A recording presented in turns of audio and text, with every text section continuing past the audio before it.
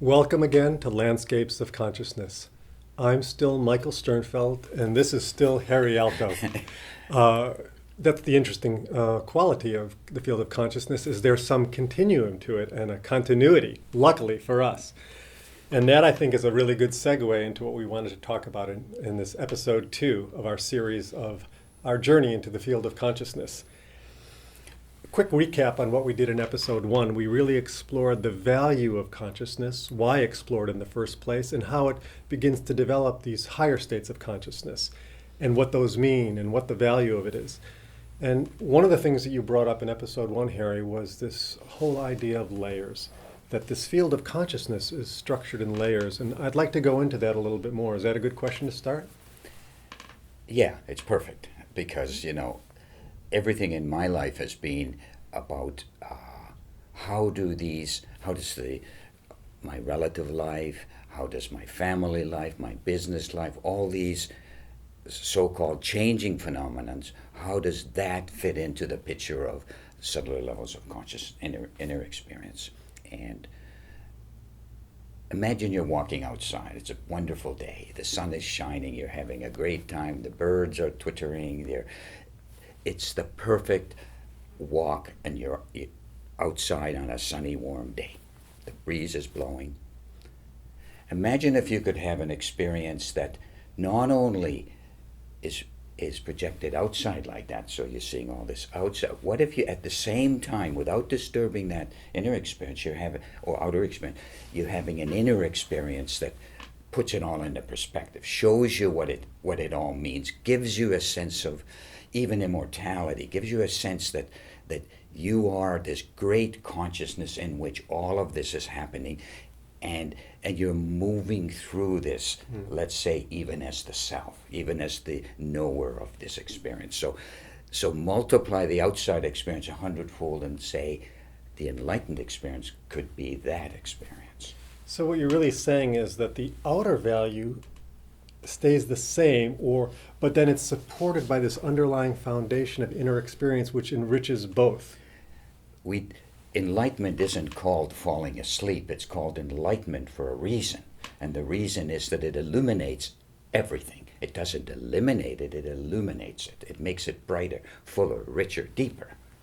So would you say that there's a real level of integration that's structured between the inner dynamics and the outer dynamics? Maybe you could comment on how that inner and outer level become that continuum, that richness, that detail. The experience of pure consciousness isn't just a field of silent expansion or abstraction. It's an experience of you could even use the word totality, and by that I would mean that the silent level of consciousness, the reverberating level of consciousness, which is a knowledge level, or a self-knowingness level, which is vibrant, is connected to daily life, connected to business life, family life. All levels of life are included in the enlightened experience, in the experience of pure consciousness being permanent. It's not like you fall asleep to one level and you only see the silent level. Now, the experience of most people is that they only see the surface value. That's 5%, 10% of life. What we're talking about is, along with seeing that 5 or 10%, we're also seeing and feeling and knowing the subtle levels of consciousness, the silent levels and the subtle levels of your own consciousness, which is an expanded experience, an illuminating experience, in addition to regular life.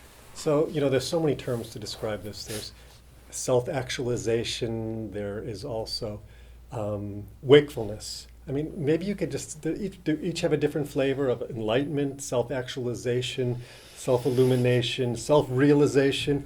Are they all about the same, or are there slightly different flavors of all those terms to describe our growing consciousness? Fortunately, consciousness grows, and as we go through those stages, we feel like using different terms, because it's very difficult to describe something that has to be so quiet, so subtle, so expanded, so self-knowingness, but at the same time has to be bold and strong enough and bright enough and self-knowing enough, self-seeing enough that you see it, feel it, know it. it's a kind of everyday living kind of experience. Pure consciousness is. It's not pure consciousness because it's pure and pristine and on the top of the mountain or at the end of the Nile. It's it's pristine and pure and unbounded because it has those qualities. It has the qualities of unboundedness and pure consciousness, but it gives those qualities to the other layers of experience, including regular life. That reminds me of that one Vedic expression, Veda. Vedic expressions come from the word Veda, which means truth or knowledge, from the ancient Indian culture of the Vedic civilization of ancient India, which they said smaller than the smallest and bigger than the biggest. And that's what I'm getting here. What you're saying is that field of consciousness has that smaller than the smallest, very refined, very subtle, but also huge, big, unbounded at the same time. That's right. That's beautiful. And I like to think of the smaller than the smallest as like human consciousness, like a mirror, let's say. A mirror that's pointed to something cosmic, something huge. A tiny mirror, because it's a mirror, can reflect the whole show, can reflect cosmic events, can reflect even the source of creation, let's say. Now, I know you've done artwork. You've also written some poetry about this as well. Yes, some years ago, kind of unexpectedly, I started writing. I was writing. It's kind of, and after a couple of days, I've always kept a journal, but this time I started noticing there was some rhythm or rhyme to this stuff, and I looked at it, and I ran to Kathy with this thing, and I said, "Is this poetry, Kathy?" And my wife, Kathy, and she said, "Yes, it's poetry." And then, for the next year, I wrote maybe 1,000 poems, of which I liked 100, and I'm going to read you one of them. Okay.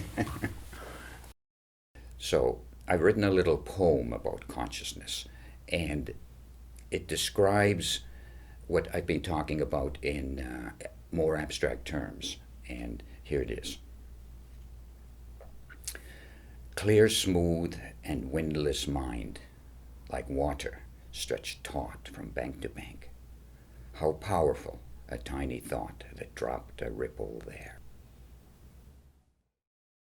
I read this poem because, to me, it shows the connectedness between the thinking process and pure consciousness, that there is no difference, there is no distinction. Pure consciousness is universal and always there. Everybody has it. Some people are more aware of it. If you're aware of the process, you can watch a thought ripple pure consciousness and become, you could even say, manifest creation. So you're really creating this intimacy, really, between Yes. our own individual thought process and this field of consciousness. They're one and the same. Absolutely. This goes back to this continuum, this Absolutely. layers, is that Absolutely. our mind creates out of this field of consciousness. Yes. And, that goes to, you've talked about this, is that consciousness is so ubiquitous. It surrounds What's us. that big word you use? It reminds me of from Star Wars when Obi-Wan Kenobi says to Luke, saying, the Force is that field that surrounds us and protects us. So consciousness is like the Force. Absolutely. It surrounds us and protects us. But the thing is, if we're like fish swimming in water in this field, in this ocean of consciousness, how come we just don't seem to know that or remember that? Because we're swimming in this ocean of consciousness. If you think of sunlight, or you think of the air that we breathe, this room is full of air, but do you ever think that air is keeping you alive? If that air disappeared for 1 second, you'd know its disappearance. If sunlight disappeared, you wouldn't be able to live. So you don't think of the effects of these things, or you don't think of sunlight as sunlight. You think of the effect of sunlight. You think of the effect. You live because of the effect of those. Consciousness is like that. We're alive because we are consciousness. There's an effect to consciousness, and we're that effect. Our bodies, our minds, our soul is the effect of that consciousness that we are. That's a very interesting way of looking at it, is that we are, in a way, maybe the cause and the effect. I think we are, and we can certainly get into that later. One thing that I've enjoyed in these, I mentioned that we've been meeting with you every Saturday with a small group for the last 3 years and talking about our experiences in consciousness. And one of my favorite parts is when you, as an artist, do a drawing and actually visually, a picture is worth 1,000 words. When you actually create a picture of these experiences that you're having, would you mind doing one of those now? Okay. Yeah, and yes, I think that would be enjoyable, and also kind of a different way of looking at what consciousness is, and how you can even scribble a drawing to kind of implicate or imply what it is. So I'm going to do a little sketch of the structure of consciousness. It's just going to be a scribble. Let's start. We're starting with a blank screen. Here it is, pure consciousness. It's unbounded. There's nothing there. And I'm going to draw a big circle. This is the potential of human consciousness. Here I am, or you are. We're just a little guy right there. And here's let's call that the source of creation. You could put the cosmos in here. You can put everything that exists is in this circle.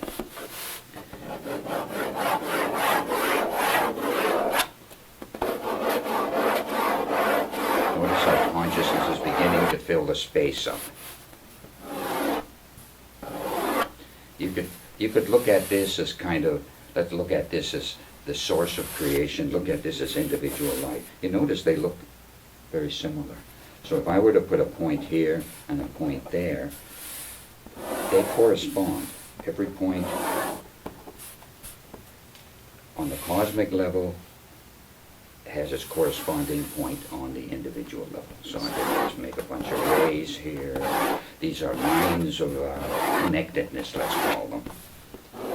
So the upper circle is the cosmic level, and the lower circle is that individual level of human That's right, consciousness. you could say that. Yes, exactly like that.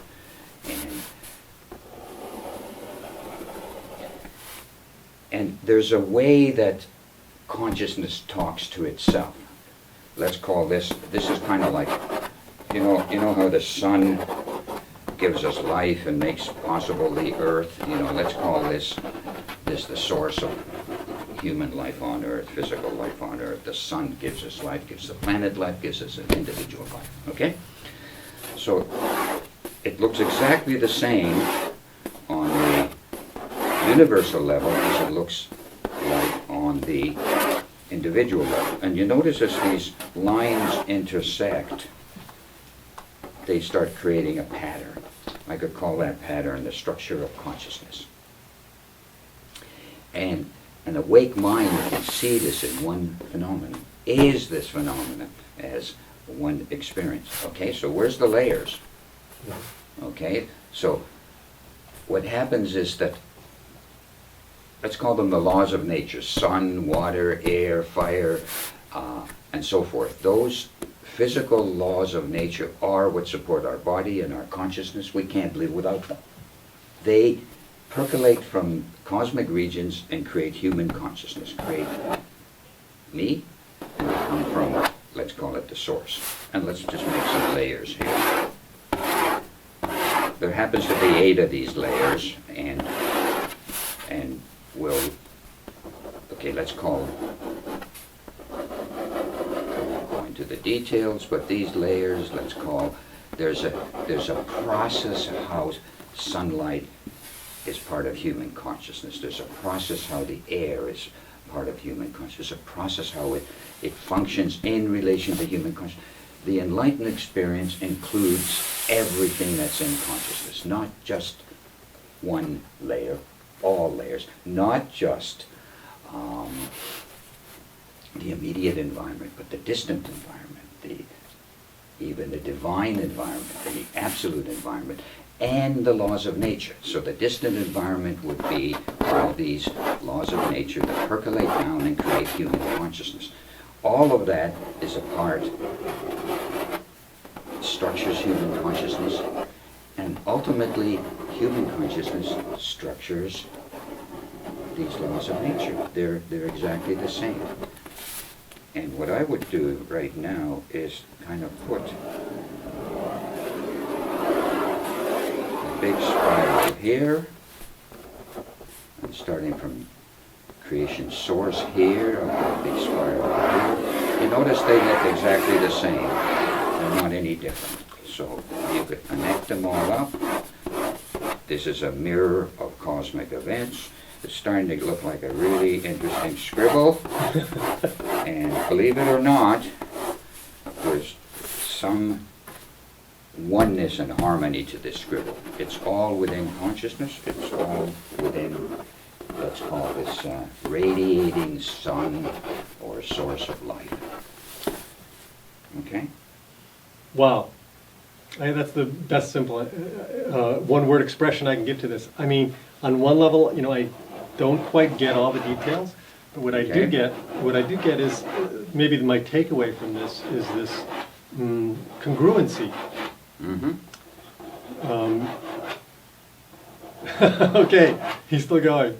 Oh, it's okay. The congruency between the cosmic level and individual level, that it's a bi-directional thing where the individual level is creating, there's a partnership almost between the individual level of consciousness and the cosmic level of consciousness. And there's a interweaving or a coming together between the two. That's what my takeaway on this. Is there any other kind of main point you could say, which is this drawing? Because there's so many levels and layers of what you've just drawn. When I talk about connectedness and simultaneity and see-throughness and unboundedness and all-inclusiveness, I mean everything. Everything is included. You can't say for some reason the stars and the sun and the moon, those are not connected to us. It's just that we're normally not aware of it. They are part of the enlightened experience, and maybe we're stretching a point here a little bit, but you could call, there could be a spiral galaxy there. This only looks big if our consciousness is small, but if our consciousness is all of this, then this is just an inclusive part of the whole. Okay, so then I'm now getting my next takeaway point, All is right. that there's a knit together wholeness of the whole field of consciousness. That's why they call it totality, for example. And that Exactly. knit together wholeness of this big, the whole enchilada, and we are both, our consciousness really is both individualized, but at the same time all embracing of the whole picture. Absolutely. And this might look like a scribble, but inside consciousness I see this very clearly. And if I were to take a lot more time, this would look very symmetrical, very sequential, and very organized. On a scribble like this, it kind of looks a little bit random, but to an aware mind, it's extremely simple. It's one experience. It's inside this circle, which floats in pure consciousness. I mean, as long as we're on the subject, as long as we're, exploring your artistic creations, this was in the beginning scribble. I've mentioned about you being both a design artist and especially a fine artist. And, you've done so many paintings, gorgeous paintings, which just are like glimpses into the fabric of reality. Maybe we could take a look at a more concrete version of that.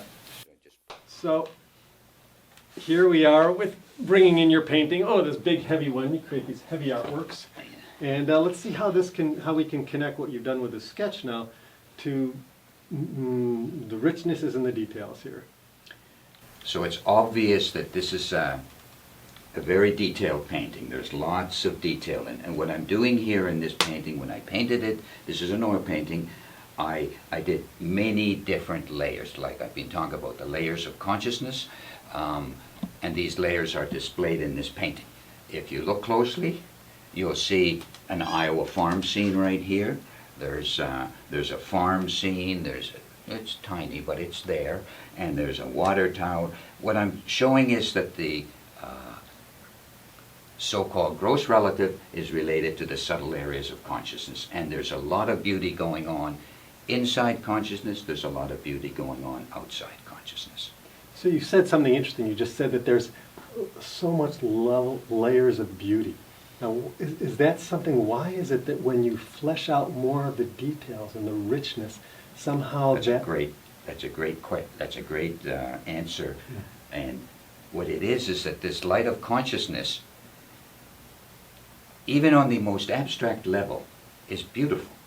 It shines, it's luminous, it's uplifting, it's delightful. And any artist who tries to paint that will start doing something beautiful, colorful, wonderful, rich. And that's what the value of having pure consciousness. Having pure consciousness doesn't mean flat nothingness. It means reverberating everythingness. Sort of like what I'm trying to do here. So this has been fascinating, Harri. I mean, we've really explored the full range of creativity and particularly your creative process. And I'm wondering, is there a relationship between the artistic creative process and also maybe the process of creation and especially how we explore consciousness? Is it all the same kind of creativity, the creative process? All processes in life are about the result that comes with it. So if it brings delight or it brings happiness or expansion, whether it's the creative process or doing the dishes, we only care about the benefits that we get out of it, the happiness the beauty we get out of it. So yes, it's the same process. So I guess we can look forward to more creative unfoldment, which, speaking of which, is, I mentioned in episode 1 that you were coming out quite soon with your first book. Yes. And it just so happens, I happen to have a copy of Harri's newest book, actually his only book, his first book, The Landscape of Consciousness, a personal description. It's very exciting, Harri. This is coming out real soon. Absolutely. And it's very surprising to me. When I wrote this book, it revealed a lot of depth and richness to me, surprisingly, because I was forced to go through all these layers and describe them. It's a very personal description of my own growth, of experience, and how it relates to my life and to everybody's life. I can say from my personal experience, having reviewed the first part of this book, this Landscape of Consciousness is such a good title because it really begins to explore how we explore the terrain, the environment. And what I personally liked the most about it is that it interwove this cosmic level with the personal level. And I feel all of us are on that kind of journey. That's our odyssey, to integrate that personal level with the cosmic level. And with that, I think it's a good close to this particular segment. And I'm wishing you all once again good consciousness and happy trails.